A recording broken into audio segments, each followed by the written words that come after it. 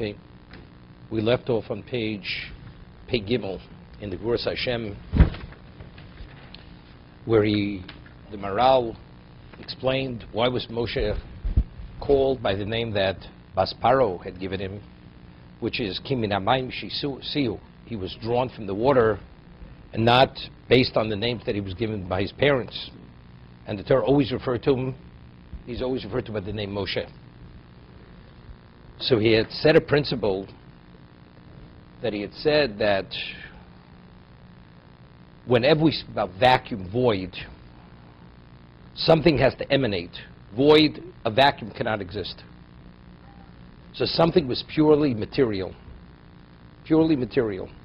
has no spiritual value, that's vacuum. So vacuum, something has to emanate from vacuum, something has to follow. So I'd like just to go back a little bit, back to page Pei Aleph, just to review it, because he himself says it's profound, it's deep, to be able to appreciate the concept. Of course, the question was, why was Moshe raised in the palace of Paro? Could have been raised in the home. He's the most special Jew who ever lived. His parents, Amram and Yocheved, Amram was the leading Torah sage of his generation. Yocheved was the daughter of Levi.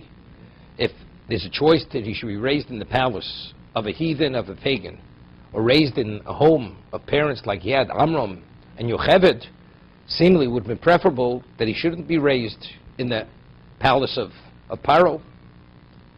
Vativeu lebas Paro. The 18th parak, second paragraph. Nis'or Rabbeinu Zal b'midrash Rabbah Parshas Shmos. The Chazal took notice of this issue. Al asibish nizgadol Moshe Rabbeinu olav hasholem bebeis Paro. Why was he raised in the house of Paro? V'yevshi ovo hatzola Moshe Rabbeinu olav hasholem ayidei acher min hamitzriyim lo beis Paro. Could have been raised elsewhere. Why specifically in the house of Paro? V'sham medrash Rabbah teveil bas Paro. It says when Yocheved brought Moshe back to Bas Paro, he was the equivalent of Paro's child. He was treated and dealt with like a child. V'af Melech Mashiach she'osli pora me'edom. Melech Mashiach will be the cause of the downfall of Edom, which is the antithesis and the antagonist of Klal Yisrael. That's the representation of what? Of Kedusha, of what's the counterbalance to Kedusha. Yoshiv b'Medina. Where's Melech Mashiach located? As the Merces in Sanhedrin. He's what? He's in their province. Shnei Shom Yireh Egel v'Shem Yirbot. That's where the calf will graze. Adkan. V'adavar zamuflam od l'mevinim. This is something which is wondrous. It's profound if you understand what Chazal is saying. As Melech Mashiach is in the province of Edom, which he'll be ultimately the one who will cause its downfall, Moshe Rabbeinu had to be in the midst of the power, because he'll be the one to bring about the Gula. What does that mean? Right? But that's what the Medrash is saying. Keheder dovik b'minsoim. He says, vacuum attaches itself to existence. This vacuum, void. And because this vacuum, something has to develop as a result of vacuum. Vacuum has no value unto itself. He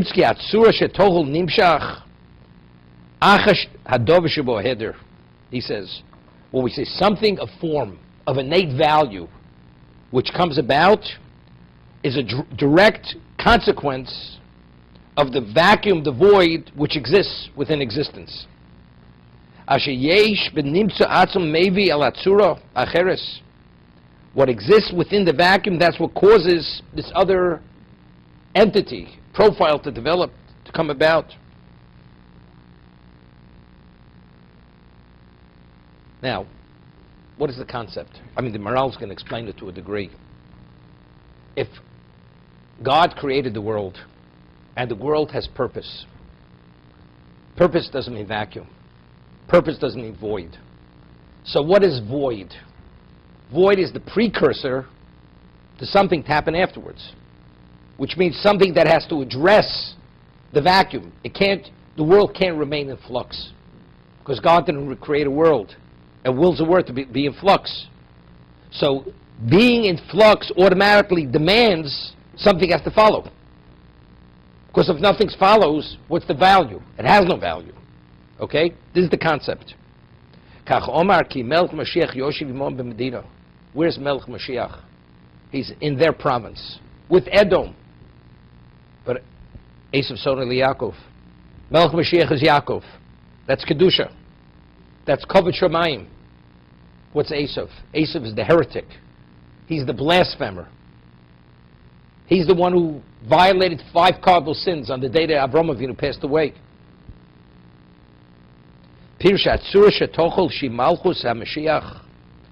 The form that will come about, which is the kingship of Mashiach, Nigra Achra Adov Shavo Heder, that is drawn after that precedes it, is vacuum, is absence, is void.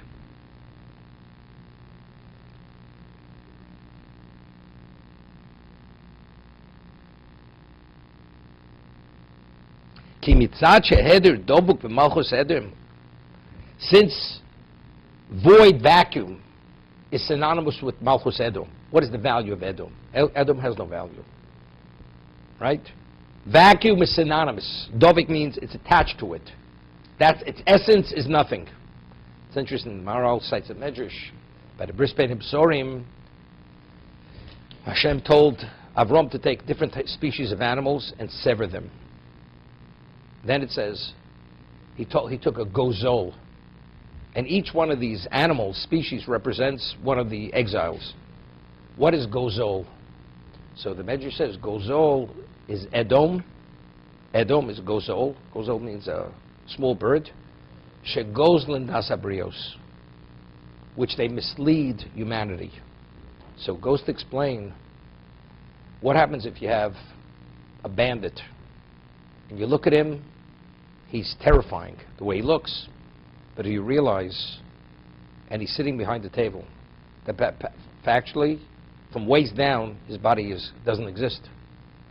So if you would realize it, you understand this whole thing is a facade. It's meaningless. He's totally ineffective, totally meaningless. So what is he? So he's nothing, but appears to be. What appears is not reality. There's no substance there. There's nothing real.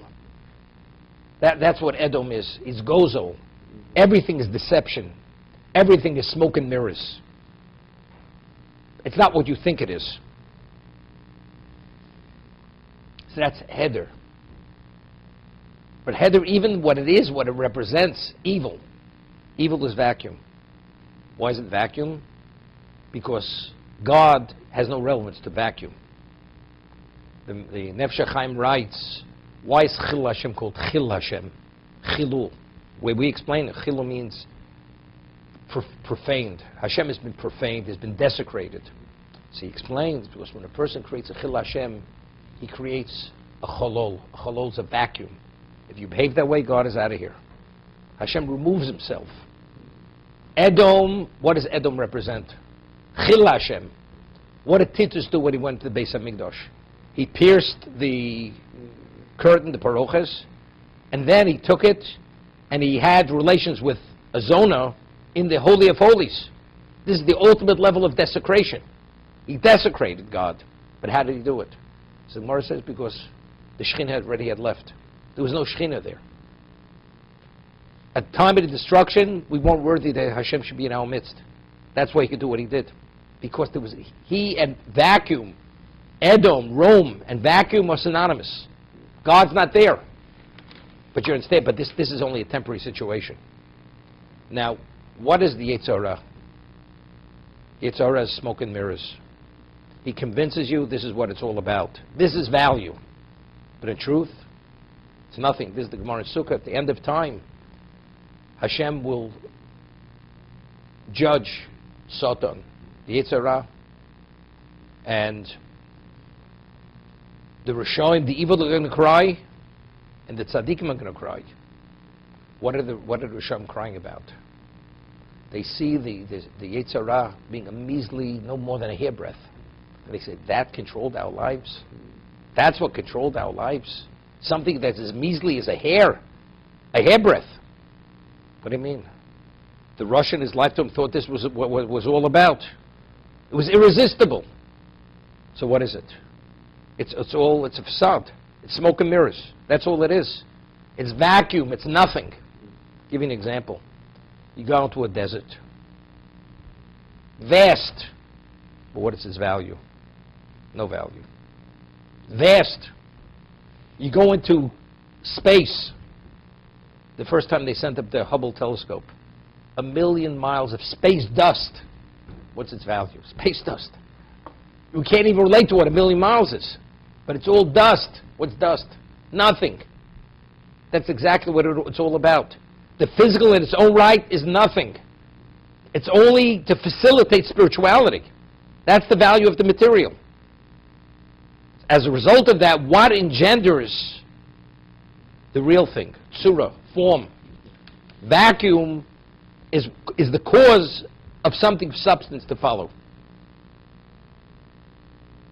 Therefore, where's Melech Mashiach?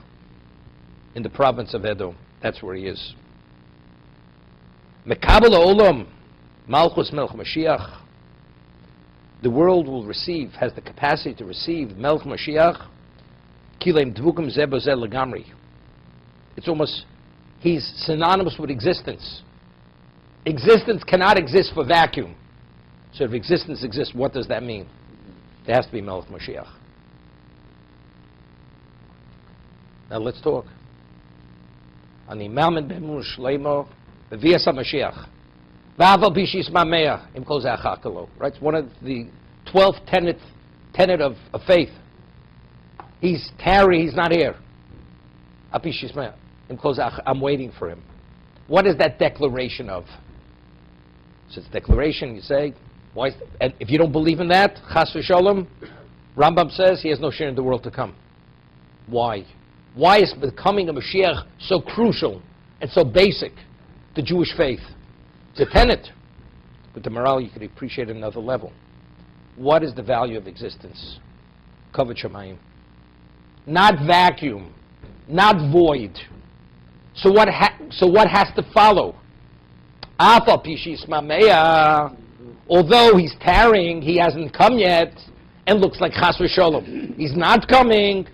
Achakelo. I'm waiting for him. But why are you waiting for him? Because this cannot be existence. Existence is not void and vacuum. Existence is Kavod Shamayim. What's Kavod Shamayim?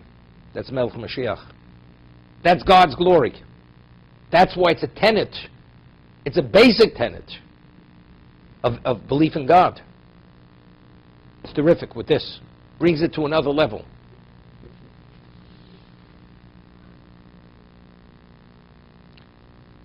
Seemingly, at a lesser level, without the morale, why is coming Mashiach? Why is that? Why is that a tenet in Judaism? Right? You'd say, well, because the one that precedes it is Schar V'Onish. Whatever we do has is reward punishment. But that's present. Olam Habo. Melech Mashiach, that will become clear. Right? The evil will be vanquished. Right? We say it in the Davening Rosh Hashanah Yom Kippur. Chol Rishon Kula K'oshen Tichle. We ask for coming Mashiach. What's going to happen? All evil will be dispelled and be vanquished like smoke. Go up in smoke. Chol Rishon, all the evil. So that's Schar V'Onish. But this is more. But why? Melech Mashiach. Because that's what it's all about. It cannot be this. Cannot be. Ulezeh hatam, it says terrific. Hoyodo shel Yaakov uchezes b'keiv shel Esav. Right, we just read about it. Right, this week's parsha. Rivka has twins. Who's the first one to emerge? Esav. Yodo shel Yaakov uchezes b'keiv Esav. He's holding on to his heel. Right, they come out. What does that allude to? When you want to topple a person, if you pull the rug from under him, what happens? He falls on his face. Yodo chezes. Ki Yaakov nechaz v'nidbak beheder Esav. Yaakov is a natural follow-up of Esav. He's drawn. Esav represents void, vacuum. Evil. What does evil breed? Evil causes substance. Of course, it cannot be that. Shu nirbas be'ekev shelo, shu asof shel dover. It's over. It's the end. Kasher lo hoya malchus HaMashiach al hashleimus. So what happens until Melech Mashiach is ready to emerge? Where is he? He's in Edom. Nigra malchus HaMashiach el Edom. Once he emerges and he's in his full glory, there's no Edom any longer. Volo Moshe Bar Tzion L'Shparas Har Esav. Right? The Redeemers will come and they will judge Mount Seir. That's Edom. V'zeu sh'nechsiv shamyire egel v'shamyir bots. Where is the egel? Where's it grazing? The egel is referring to Melech Mashiach. Where is he at this moment? He's out to pasture right now. Mi'etz Hashem b'korov b'mheira. Quickly, soon. He's coming back from pasture. Kora Melech Mashiach kashlo nimsa daim b'shleimus ma'alosa k'mo egel. What's a calf? A calf is not a fully developed cow. Right now, because he's not ready to emerge, he's like an egel. It's like the undeveloped cow. He's a calf. Shlo nishlam gidul shlo. He hasn't reached his full growth. So Parshas Shmini v'Eikur Rabbo. Let's stop for a moment.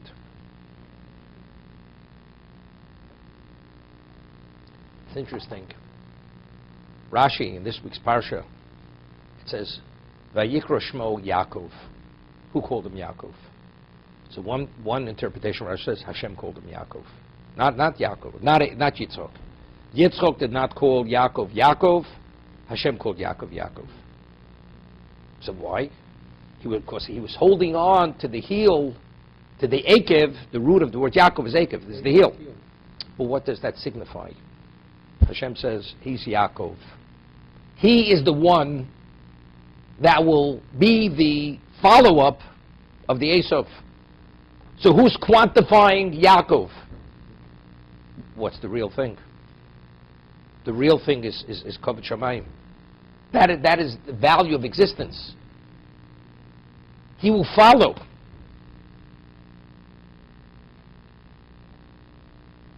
With this, we're able to understand, which he doesn't say it over here.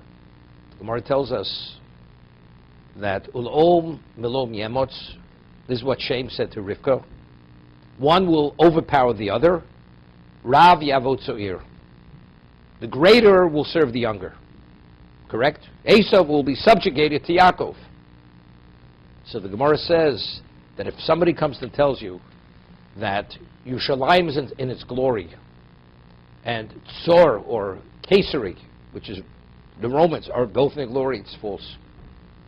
If one's in the glory, the other one's in the destructive state. Destroyed state. What's the reason? Because if Yaakov emerges as Yaakov, you cannot have Edom. Edom in that moment is not functioning. But when will he permanently not function? Not only on a temporary level. That's Melech Mashiach. That's V'hoya Hashem el Melech al kol haaretz. When that happens, the Melech means that's the real thing. That substance on the most perfect level, then there's no more Edom. So Parshas Shmini Vayikra Rabbo V'Sachazir. It's interesting. Who's the Chazir? When we speak of the species of the pig, Zu Edom. Who's Edom? V'Gora lo Yigor. The pig has split hooves, does not chew its cud. That's what Gora lo Yigor. What is, when an animal chews its cud, what is that? The food continuously comes and is drawn back and drawn and back and forth until it's fully liquefied, and then it's finally digested into the body of the animal. The chazir is it's Gora lo Yigor. It does not chew its cud. Nothing's drawn up. Once it goes down, it remains down. There's nothing drawn. It doesn't continue. It comes to an end. Why is it called chazir? Chazara, what does chazara mean? Return. It returns the crown to its proper rightful owner. The crown, today Edom, is supreme. We're Malchus Edom. But what's going to happen at the end of his reign? The crown will be returned to its rightful owner. That's Melch Mashiach. That's why Hashem Melcha Koloritz. Who the Chsiv all the Moshim Hartzion Lishporis Hareisov V'Hoisel Hashem Amlucha. When the Hareisov Harsei will be judged, who's going to have the kingship? V'Hoisel Hashem Amlucha. So I was thinking, reading this. The Mishnah tells us in Pirkei Avos, which we've been discussing, says that every day there's a bas kol that comes out from Sinai and says, Oy lehem lebrios, woe to humanity, me'elbona shel Torah. Torah is disgraced. Torah lies in disgrace. And what is it compared to? A gold ring in the snout of a pig that forages in the filth. That's the Mishnah. A beautiful woman who's lost favor. So the Maral explains in Pirkei Avos, what is the pig? The pig represents physicality. To satisfy its desires, it'll even go into the filth, into the squalor. That's the pig. Its snout, with something gold. What does the gold ring represent? That's the intellect of the human being. And what does the person invest his intellect? In the lowest level of physicality. Totally detached from spirituality. What does Edom represent? Esav was phenomenally, he had a phenomenal mind. Esav, Edom, he was the son of Yitzchak and Rivka. But where did he invest his intellect? He lived for this world, only for material, only for desire. A Jew who has Torah, and he invests his intellect, not in something which is totally spiritual, which is Torah. He invested in the material. For what purpose? Only to further the material desire. So what is that? That's the pig who takes the gold ring into the what? Into the squalor, into the filth. So what is the chazir? What has Edom done to us? What is Goldus? Goldus is not only a physical situation. Our spirituality has been undermined. We're affected by what they represent. What is this generation? We're holding, this is Malchus Edom, we're holding by the end. We're holding by the end of the exile of Edom. Probably since Hanukkah, since the Hellenists, there hasn't been a generation as immersed and drowning in sensuous, in overwhelming perversion since then. But what is Edom? That's Edom. Edom is the chazer, fully invested in desire. But it also connotates, and because of that, that's why it's Machzeres. It connotes that ultimately, because it's such a vacuum, such a void, it's such an antithesis to Kedusha, that's why it is the kingdom that will return the crown to its rightful owner. It can't be any other way. The end of night is the darkest period of night, the Gemara says. So before daybreak, night intensifies. What is Edom? Edom is the last of the exiles. Before it breaks, it intensifies. Edom is intensifying now. And that's why the world looks like it looks. Dysfunctional. Every ill of society exists in this society, in world society. What they're permitting now, it's unheard of. It's a total breakdown of Kedusha. Total. Because we're holding at the end. When there's the end, it intensifies. Edom is intensifying. So this is a consolation. We're holding at the brink of, to be Mazir Ateres liyoshna, lebai leo, returning the crown to its rightful owner. This v'hoy Hashem l'melech al kol haaretz. That's what we're holding now, around the corner. Ulefichach yoshiv man b'medina shrei koruch v'kosher b'heder kshalem. He's attached, he's entwined in their void, in their vacuum. Sheleheder shalem mevi lekabel malchus acheres. The vacuum compels that other kingdom to come about. With this, you're able to understand exalted concepts with what he's saying now.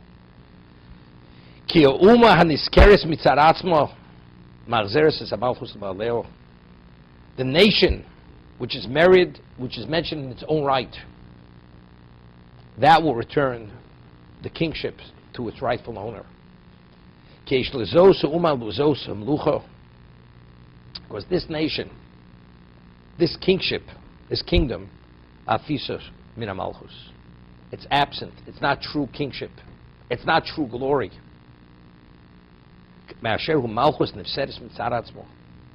It's totally deteriorating kingdom. It's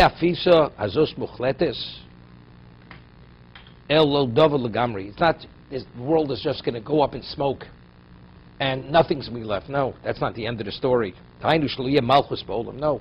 When Rome ends, when Edom ends, it will no longer be a kingdom. That's when the real kingdom will emerge. There's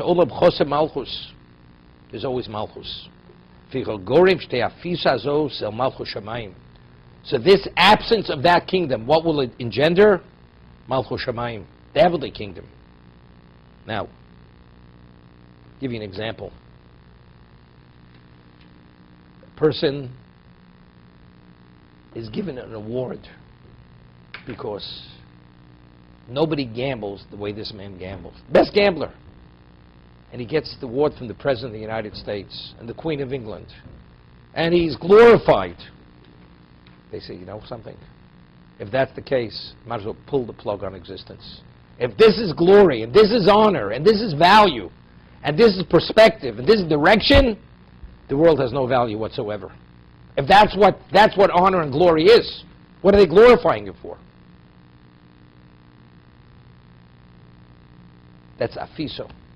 It's vacuum. It's a level of perversion, of dysfunction, of lack of value that you can't even relate to it.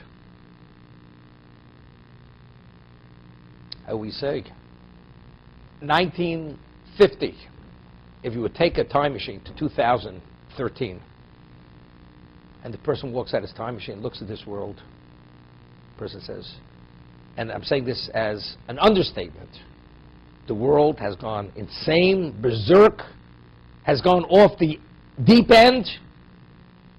If this is what life is about, I'm going back in the cave. No, I don't want anything to do with this. This is so lacking of purpose and value, and so borders on evil. This is not what a human being is supposed to be.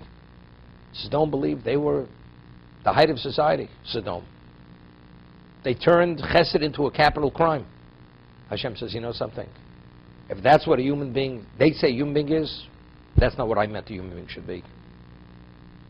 I will cosmic destruction. There's not going to be a trace of their previous existence. No, the dinosaurs. That's pre-Mabul. Right? Pre-Mabul, okay. So you could unearth it. Sodom and Amorah, you can't unearth that. There's not a trace. Despite how deep you dig, there's no archaeological finds in Sodom and Amorah. Hashem vaporized them.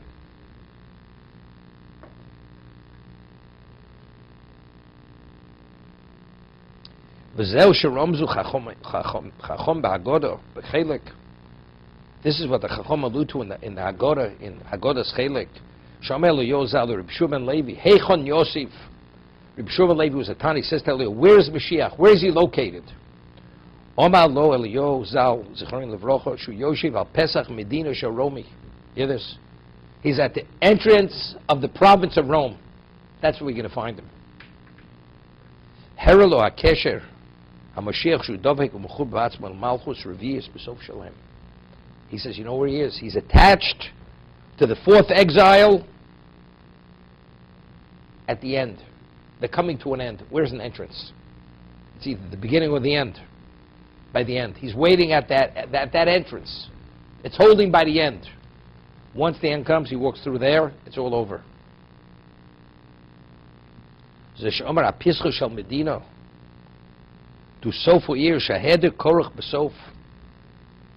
Vacuum means, at one time, society, even secular society, there was a belief in God, there was a conservatism, there was something of value, ethics, morals, God, whatever you want to say there was.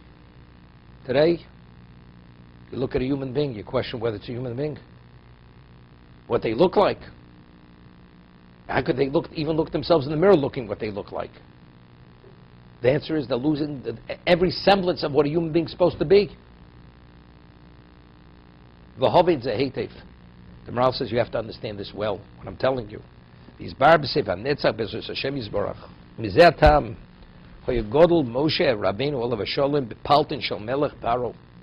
why what Mashiach is to Rome, that's what Moshe was to Mitzrayim, to Egypt. Where is he located? What represents Egyptian civilization? What represents Besar Chamorim Besorim?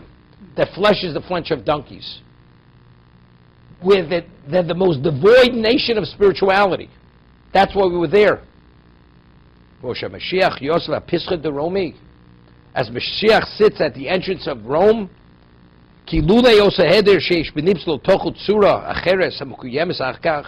if not for that degree of void, this profile of reality, of substance, wouldn't happen. Identically, Moshe was that because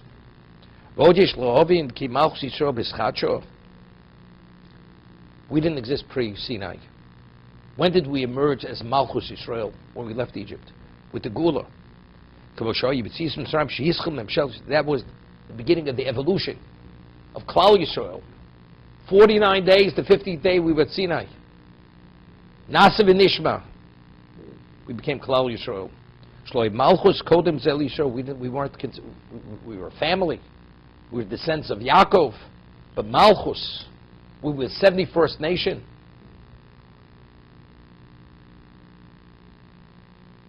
It's interesting, I saw the Balaturim in this week's Parsha. It says, first Esav comes out, and it says, V'achrechein Yaakov. Afterwards, so the Balaturim says, what is the numerical value of Cain? Chaf is 20, Nun is 50. That's 70. Achrechein. After the 50, who's the 71st? That's Yaakov. Yaakov represents the 71st. It's the Balaturim in this week's Parsha. That's it. The Malchus Yisrael were the 71st.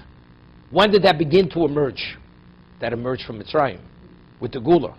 It culminated at Sinai. Ula'osid Malchus HaMashiach Sh'nitzchadish Malchus Chadosho. At the end of time, there's going to be another advancement of that kingdom. It's Melech Mashiach. It's going to be a renewal of that Malchus. That emerges from the Malchus which preceded, which was what? Which was Edom. It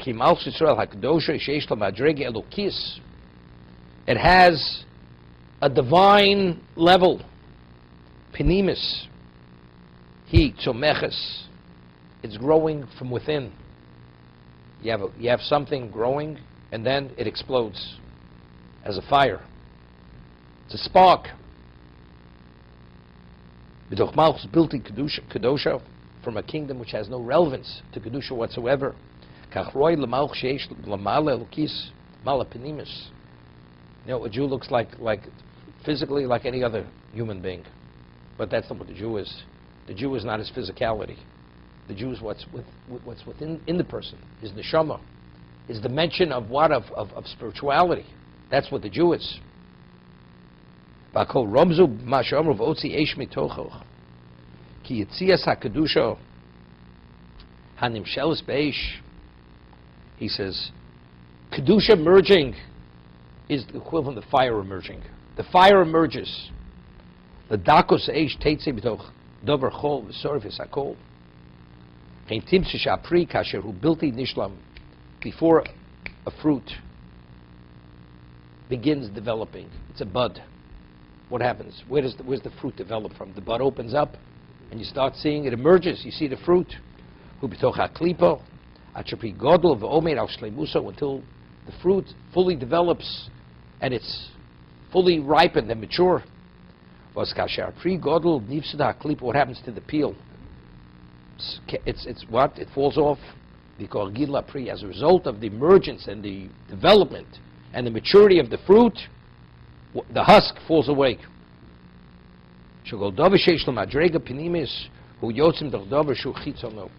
Whatever has an inner innate value emerges beyond what initially engulfed it. Moshe Rabbeinu olav hasholem beis paro lios yotzes hamadreg hakadosh elokis shel Moshe b'dover hachomri. Where did he emerge from? There was no civilization that was ever more physical, more devoid of spirituality than Edom. So that Moshe Rabbeinu, where did he emerge from? He emerged from that context. What's removed from physicality doesn't have that inner value, which is the penimis. He says, understand this, because this is deep, this is profound. He says, this is known. What I'm saying, anybody who has a grasp of spiritual entities, what's removed,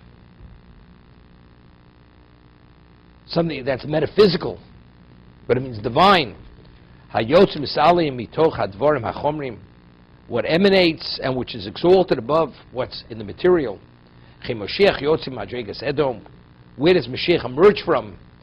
He's Yoshev, he dwells right now in the, before he reaches his full maturity, he's in the province of Edom. He says, the reason why I spoke so lengthily about this, because it's something which is very important, to understand the reason, why was he raised? Paro, in the home of Paro, the palace of the pagan, the Daibozan. That's sufficient. We don't have to talk about more than that.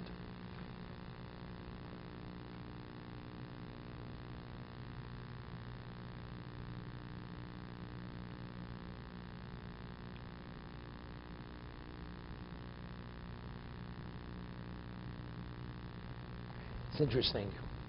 There's the famous Gemara in Avodah Zarah, where the Gemara says at the end of time, Hashem Kavayochel will sit with a Sefer Torah in his lap, and he's going to announce to the world, the whole world,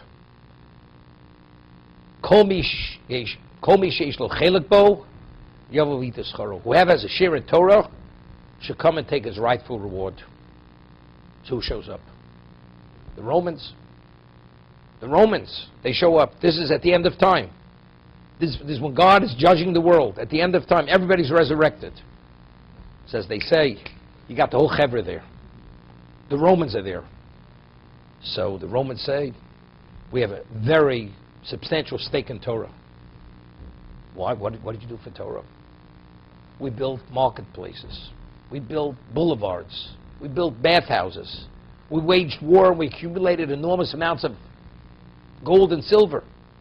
We all did this for the sake that the Jews shouldn't study Torah. Therefore, we deserve a substantial reward for this. Hashem responds, he says, you deserve nothing. Whatever you did for yourselves. The boulevards, the bathhouses, the money, it was for your own glory. It has nothing to do with that the Jews should study Torah. Next ones come in. The Persians. We built bridges. They were great architects. We did this, we did that. Only so the Jews should sit and study Torah. He says, no, you did it for yourselves. Each one goes out like a beaten dog. Every one of them. So there's a famous question asked by the Brisker Rav. We're talking about, this is the end of time. This is the moment of truth. You mean, and they know God is presiding. What, they're lying to him? They're not lying. So if they're not lying, how could they say such a thing? So the Brisker Rav explains, the first pasuk in Torah says, Bereshis bara Elokim. The world was created for one purpose only to facilitate Torah. Every aspect of this material is only to facilitate Torah. Can't be used for anything else. Okay? So even when the non-Jew wages the war, builds the boulevard, the bathhouse, whatever he does, there's some degree of connection so the Jew should be able to study Torah. Why he does it? He does it for his own glory. He has his own interest. It may be perverted, it may be evil, whatever, it's irrelevant. But it all comes back so the Jew should study Torah. So that's what Hashem says. And they recognize this. But Hashem says, did you do it for them or l'atzmachem? You did it for yourselves. But again, let's talk now. Why does it have to be that? Because that's the objective of creation. The objective of creation is one thing. So therefore, you cannot have a vacuum. A vacuum is only a temporary state. So Edom is a vacuum. It's not real. So vacuum means something has to follow. What has to follow? Something which is real. Something which is permanent. Something which is eternal. That's why Melech Mashiach has to follow Malchus Edom. Of course, the greatest vacuum, Esav Soni Yaakov, is the greatest vacuum. This is something which, although it's seen and it's glorified as something, it's nothing. This is void, this is vacuum. Therefore, it forces us to say, if creation was created, L'chvodi Barosiv, there has to be Melech Mashiach. It has to follow. Can't be any other way. Why can't you have an Olam? Why must it be an Olam Haba? The world itself cannot be for the material. Because the material is finite, is limited, and has all kinds of deficiencies. That's what it is. It's only to have a relationship with him. Because anything other than that has no value. That's void and that's vacuum. Has no relevance to the intent of creation. Rav Shach Zeichet Zikaron once said, the Mishnah tells us in Pirkei Avos, that what is Olam Hazeh? What is this world? It's like a prosdor, it's like a corridor before an ulam, before a great banquet hall. Could you imagine a person builds a corridor and it leads to nowhere? What's a corridor? Corridor means it's a pass-through to something of destination. So what does it mean? Corridor automatically means it's linked to something of value. But what happens if you come upon something that has no value? It can't be. It cannot be this. That means this is for something else. So if it's to facilitate Kedusha, to bring Kavod Shamayim, despite the desire, I will not succumb. Despite what they say, I will not accept their position. So then you're utilizing this world as a pass-through. I'm only here to go to the next level.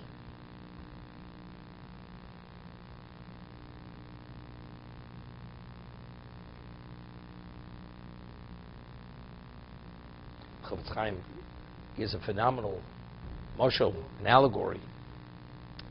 You know, in Europe, especially in the medieval times, there was a fair.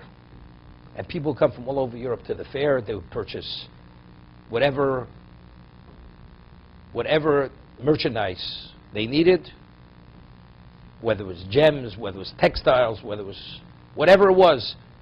Every merchant came to that fair to be able to negotiate. And what you purchased at that fair, that was going to determine what you can earn the following year. But you realize there were all kinds of ancillary businesses at the fair. You have thousands and thousands of people coming.